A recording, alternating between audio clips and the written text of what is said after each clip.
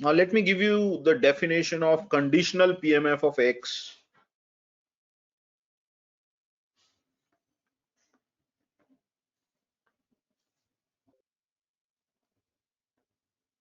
Given some event A. Okay, so let A be any event. Okay, and you are given let's say you have to figure out what is the formula for conditional PMF of X given A. Okay, so this is the notation that you use.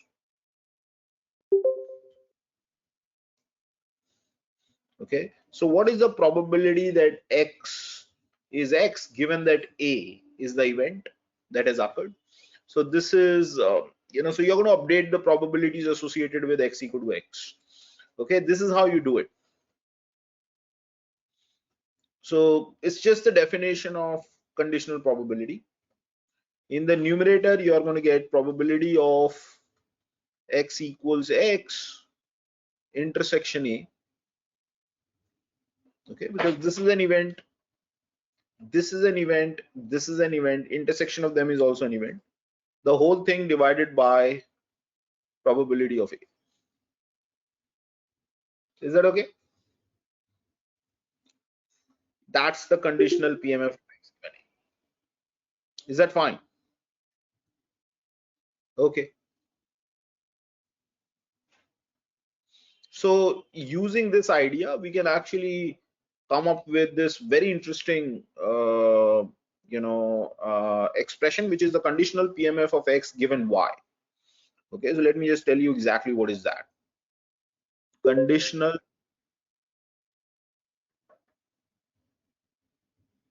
PMF of X given Y. Okay, so this is how you define it. Okay, P X given Y, X given Y. Okay, now this is nothing but probability that X takes value X. Okay, so this is the definition. Given that Y takes value Y.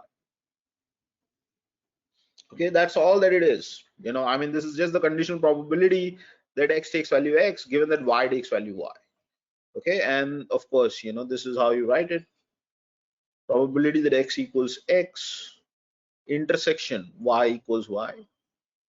Okay, so this is a description of the event which will be there in the numerator. Okay, and then denominator will be probability that Y equals Y. Okay, so this is in terms of probability functions, but you can also write the same formula in terms of joint PMF and the marginal PMF of Y. Okay, this is how you can write it.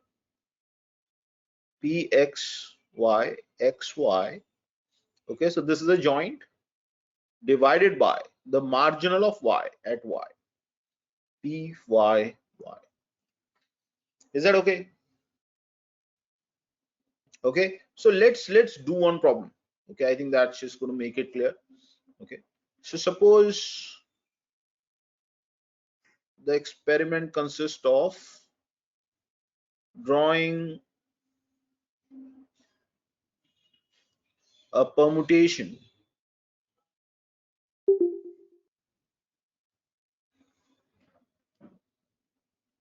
of 7 numbers. Okay,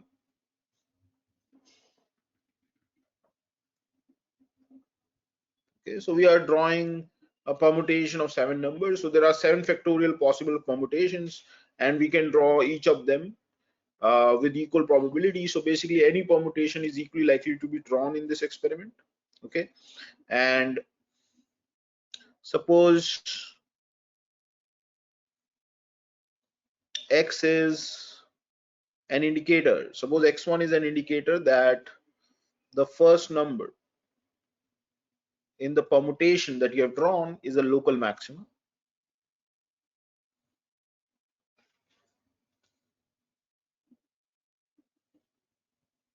Okay, and X2 be an indicator that second number drawn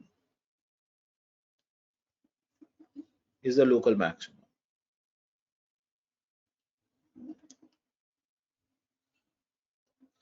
Okay, so basically if you have a random permutation, drawn for of these 7 numbers, x1 is an indicator that first number is a local maximum, x2 is an indicator that second number is a local maximum. Okay, so like for example, if this is the permutation that is drawn,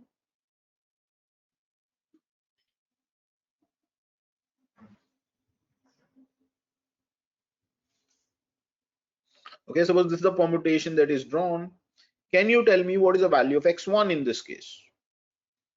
Remember that x1 is an indicator that the first number is a local maximum, x2 be the indicator that the second number is a local maximum. So what is the value of x1 when this permutation is drawn?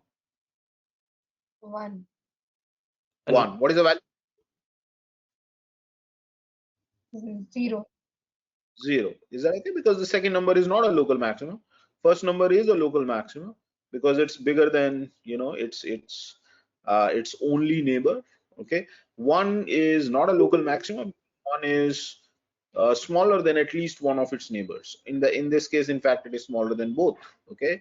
So x1 will take value 1 in this case, and x2 will take value 0 in this case because the second number is not a local maximum. Is that okay? Fine. So let's first figure out the joint PMF, and then after that we'll figure out the marginal PMFs, and then we'll also figure out the conditional PMF. Okay. Okay. So this is the joint PMF of x1, x2.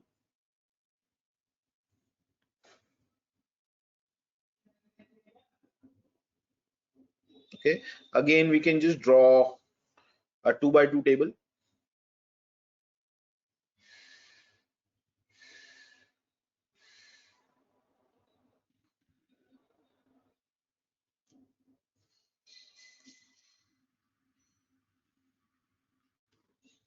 Okay. Fine. So let's figure this out. Okay. What are the chances that first number is not a local maxima and second number is also not a local maxima, so that both are 0? Both x1 and x2 are 0. Well, this can only happen if second number in the random permutation is bigger than the first one and third number is bigger than the second one. Because if second number is bigger than the first one, that would ensure that first number is not a local maxima. And if third number is also bigger than the second number, that will ensure that that even the second number is not a local maximum. Okay, this is something which will occur with probability 1 by 3 factorial, because there are 3 factorial ways in which those first 3 numbers can be arranged, and we are only interested in one such arrangement where they are in ascending order. Okay, so 1 out of the 3 factorial permutations, 1 in every 3 factorial permutation is a permutation where the first number is smaller than the second number and second number is smaller than the third number. Okay, so if you want, you can just write like 1 by 6. Okay, now what is the probability that x1 is 1 and x2 is 0? Okay, so what that means is first number is a local maxima and second is not. Well, probability of that is half, right? Because what are the chances that the first number is a local maxima? Well, if first number is bigger than the second number, then the first number will be a local maxima. That will occur in half of those permutations, because there is a half chance that the first number will be bigger than the second number, and there's a half chance that second number will be bigger than the first number. Okay, so of course I'm only interested in those situations where first number is bigger than the second number, because x1 is 1. Okay, so that's probability half. Okay, what about this one? So you want second number to be a local maxima and first is not a local maxima. So that means you want the first number to be smaller than the second number, and you also want third number to be also smaller than the second number. Okay, so if you see, you don't really care about the order in which first and third numbers are arranged. Okay, the only thing that matters to you is that the middle number will be bigger than both of them. Okay, so you put a middle number in the middle, I mean the highest number in the middle. Okay, and then the remaining two can be arranged in 2 ways. So basically 2 out of 6 arrangements will satisfy this property that the middle number is a local maximum. Okay, and of course it's not possible that both first and second numbers are local maximum, so that's 0. Okay, and if you want to figure out the marginal, that's also easy. Professor, how did we come up with 2 by 6? 2 by 6 because if you just think about it, I mean, you have three numbers. Okay, in how many ways can you arrange them? 3 factorial ways. Okay, so if it is, let's say, a1, a2, a3, okay, let's say a2 is bigger than a1 and a2 is also bigger than a3. Okay, so that's one case. Another case is a3, a2, a1.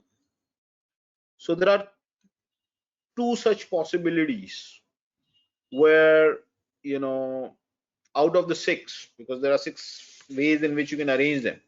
So out of those 6 ways, these two are the ways in which, the middle number will be actually the biggest.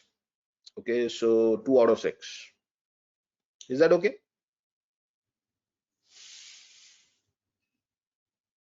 Is that okay?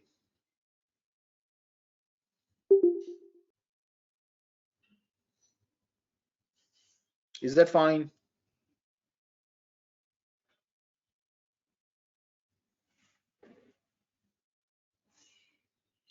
Okay, so now let's figure out the marginal of x1. Marginal of x1 is just add them up, you'll get half here. Okay, just add them up, you'll get half here. Okay, and what is the marginal of x2? Well, probably that x2 will be 0 is 2/3.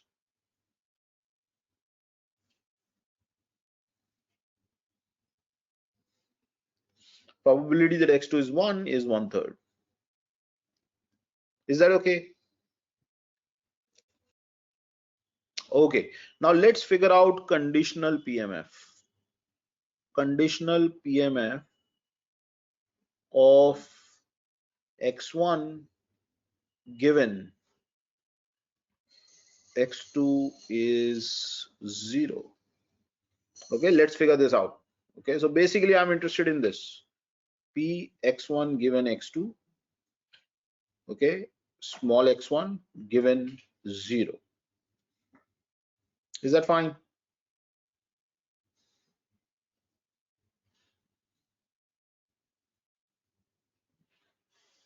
Okay, yes. So x2 is 0 means that we are here, because that's, so this has, you can think of this as an event that has occurred, that x2 is 0. That means second number is not a local maximum. Given this, you have to figure out what are the chances that the first number is a local maximum and the second number is, what are the chances that first number is not a local maximum, and then what are the chances that it is a local maximum. Okay, so let me put this number here. Okay, so notice that it is the joint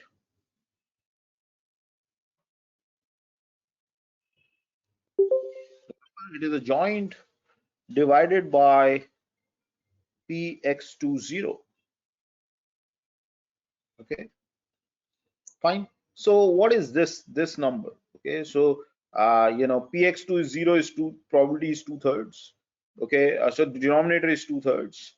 Numerator is the joint, which is 1 by 6.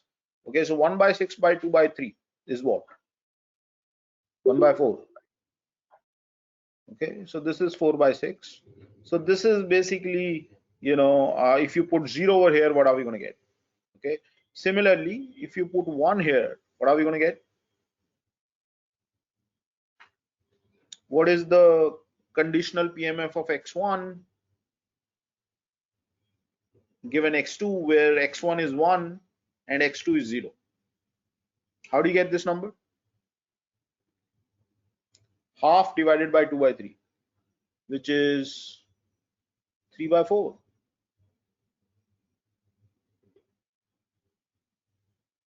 Okay, now if you are asked to find what is the conditional PMF of x1 given that x2 is 1, okay, given that x2 is 1, what is the conditional PMF of x1? Obviously in this case you want to take this 2 by 6 divided by 1 by 3, okay, and you will get 1, okay, and here you will get 0, and this is kind of obvious, right? Because if you are know that the second number is a local maximum, it's a guarantee that first number is not a local maximum. So probability that x1 is 0 will be 1, given that x2 is 1. Okay. Is the conditional PMF clear to everyone?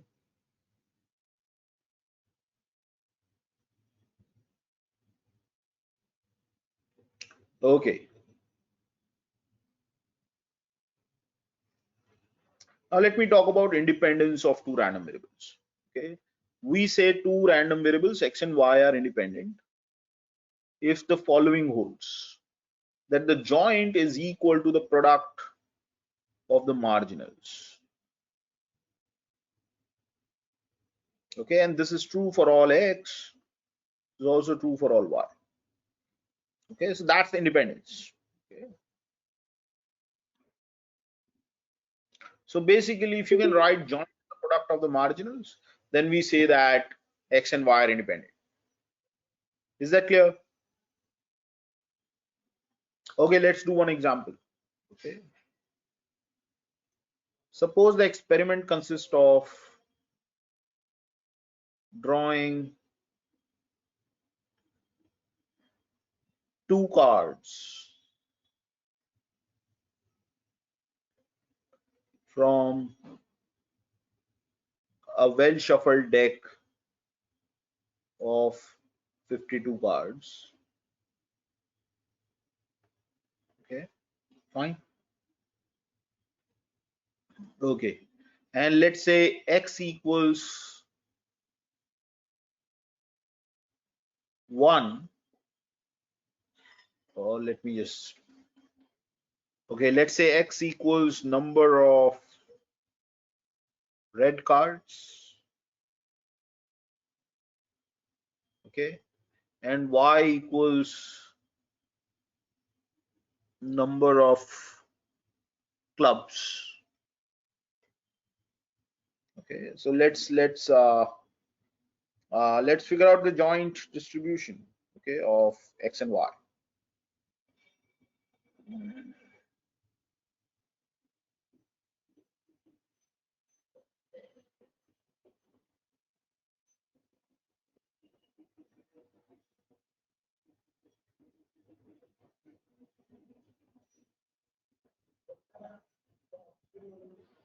Okay, let's figure out the joint first. Okay, what are the chances that there are 0 red cards and 0 clubs? Well, if there are 0 red cards, 0 clubs, then this is only possible if you draw those two cards, yeah, from the category spades. Okay, if that's a suit, if the suit of the card is spades, only then you will get 0 red cards and 0 clubs. So in how many ways can you draw two spades? 13 choose 2 divided by 52 choose 2. Is that okay?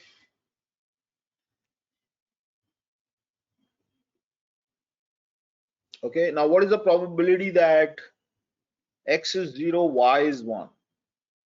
So x is 0 means 0 red cards. Y is 1 means, 1 clubs, 1 card of clubs.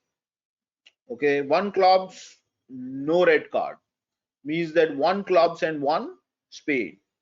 Okay, so how do you get that? Well, 13 choose 1 into 13 choose 1 divided by 52 choose 2. Okay, and x is 0, y is 2.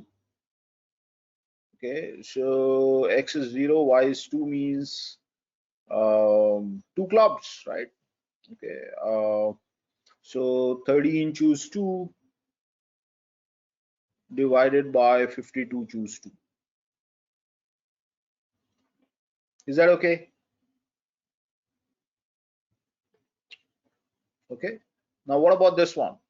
X is 1, Y is 0. So Y is 0 means no clubs. X is 1 means one red card. So one red card and one spade. Okay, so 26 choose 2 into, sorry, 26 choose 1. That's right. Okay. Because one red card and one spade is 13 choose 1. The whole thing divided by 52 choose 2. Is that okay? Because you want X to be 1, Y to be 0. X is 1 means number of red cards is 1, and Y is 0 means no clubs. So that means, you only have one option left, which is to pick a card of spade. Okay, so 26 choose 1 into 13 choose 1 divided by 52 choose 2. Now X is 1, Y is 1. Okay, so X is 1, Y is 1. X is 1 means one red card, and Y is 1 means one card of clubs. So 26 choose 1 into 13 choose 1 divided by 52 choose 2. Okay, now X is 1, Y is 2. That's not possible, right? 0. X is 2, Y is 0. So that means two red cards.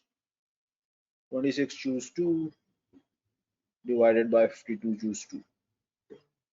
This is 0 and this is also 0. Is that clear? Okay, you can quickly verify that it's a valid PMF, valid joint PMF. Okay.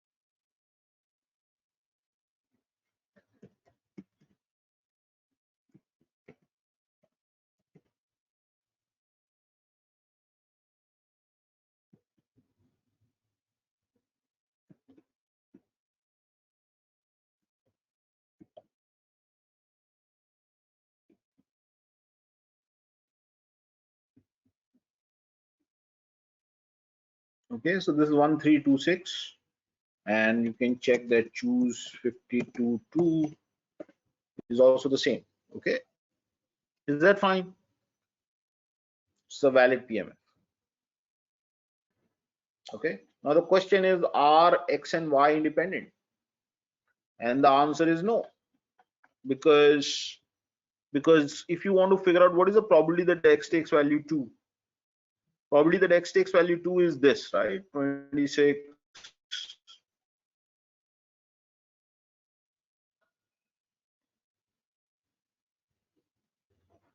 Okay, and probability that Y takes value 2 is this.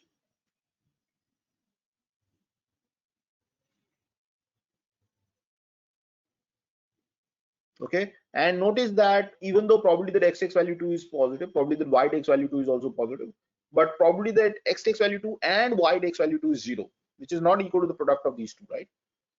So independence requires that joint should be the product of the marginals, and that is not the case over here. Is this clear? Okay, so let me give you one example where X and Y are independent.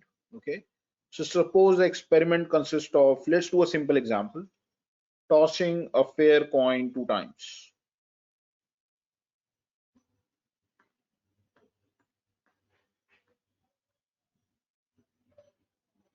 Okay, Let X be the indicator, okay, if first toss is heads and 0 otherwise.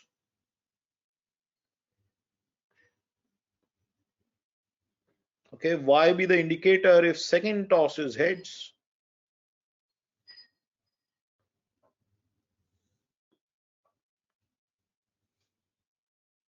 and 0 otherwise. Okay, so it's a simple problem, simple experiment. Okay, very easy to figure out the joint PMF.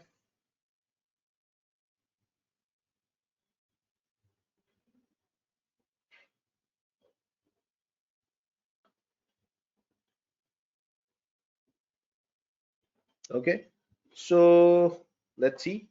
What is the probability that X is 0, Y is 0? That's 1 by 4. Because X is 0 means first toss is not a heads. That means it's a tails. Y is 0 means that the second toss is also not heads. That means it's tails. So what is the probability that X is 0, Y is 0? It is half into half, which is 1 by 4. What is the probability that X is 0, Y is 1? That's also 1 by 4. What is the probability that X is 1, Y is 0? That's also 1 by 4.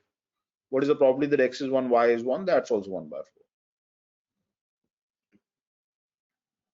4. Okay. Now, if you figure out the marginal, this is the marginal of X. What is the probability that X is 0? It is 1 by 4 plus 1 by 4, half. What is the probability that X is 1? It is 1 by 4 plus 1 by 4, which is also half. Okay. Let's figure out the marginal of Y.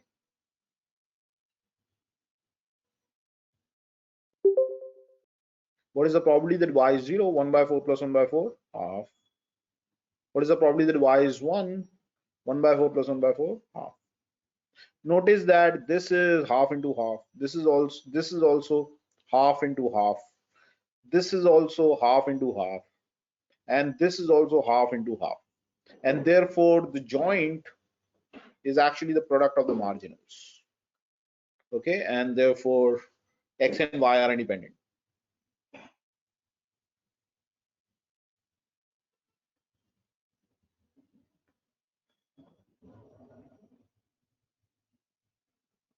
Is that okay? Okay, so that's independence. Okay, independence of random variables.